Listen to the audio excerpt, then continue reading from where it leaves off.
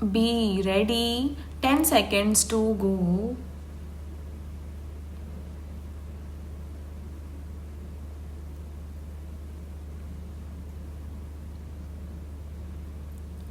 Start. Mr. Vice Chairman, sir, for almost a little over 2 hours, we had the privilege of very valuable suggestions and views on this bill. I am extremely grateful to the members who have given very useful suggestions. Most of them have supported the various provisions attempted to have been brought about by this amendment. There have been, however, issues and questions which have been raised, and I think it is important that those queries or words of caution are also dealt with. Let me, in the first instance, say that as far as television industry in India is concerned, it does not provide for any form of pre-censorship. What is shown on television is subject to a code which the law has regulated. If any broadcaster violates that code, it is only at that stage that the law steps in to prohibit somebody or take action against somebody who is violating that code. Therefore, this is not really a censorship law. We are laying down the norm on the basis of which this cable industry and channel industry is to be operated. There are several provisions which have been made in this bill, and as far as the first and most important provision is concerned, we have deleted the proviso to section 5 and section 6. I am grateful that no member has said that there seems to be some kind of discrimination. There has been a virtual unanimity in the House. One question has been raised with regard to authorized officers.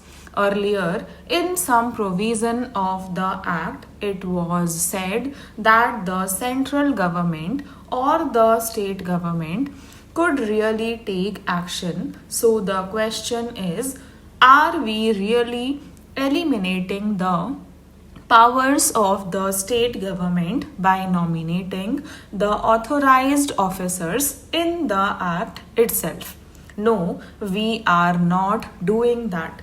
The difficulty was that the operation of this act had to be done at the level of each district and subdivision. But what was effectively happening was that the officers, there were really officers of the state governments who had to enforce the act, but they had to be notified either by the central government or by the state government. This was not being done. So we have brought in a generic clause where we have said that a district magistrate or a subdivisional magistrate or a commissioner of police will be the authorized officer. Therefore, sir, all officers that we have named and nominated as authorized officers under this act are really officers who are working with the state governments under the jurisdiction of the state governments. We have not taken away any powers of the state governments. You also mentioned, and very rightly so, that in some states there is no commissioner of police. You may have to nominate a superintendent of police or a director general of police.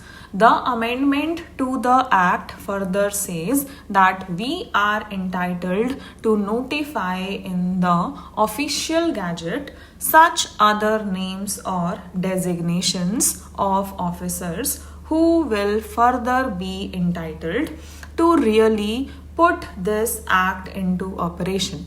So that provision has also been kept as far as this act is concerned. So far as section 5 is concerned, with regard to the must carry clause, I must say, sir, that there is a history behind these must carry clauses.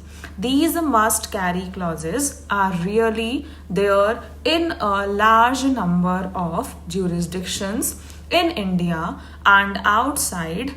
Even in the original section 8, there was a must carry clause that 2 channels of Doordarshan must be carried. The rationale behind this must carry clause is that there are some channels which function in public interest. For instance, the object of Doordarshan is that it is to be a public service broadcaster. Then these are programs which the cable operators must really mandatorily show. In the last year or so, Doordarshan has succeeded in launching a number of satellite channels in regional languages. So, we have stated that 2 or 3 of these cable channels must necessarily be shown on the prime band. There are countries where there are children's channels, health channels, educational channels. Now, a question was raised by several members. What about an educational channel? On the 26th of January this year, the Ministry of Human Resource Development and the Prasar Bharati started a program on educational standards. We have some UGC courses on the national channel. It is a channel which is exclusively an educational channel. It is India's first educational channel. This educational channel has very good quality programs that are produced by the Indira Gandhi National Open University. But unfortunately, most of the cable operators are not carrying it.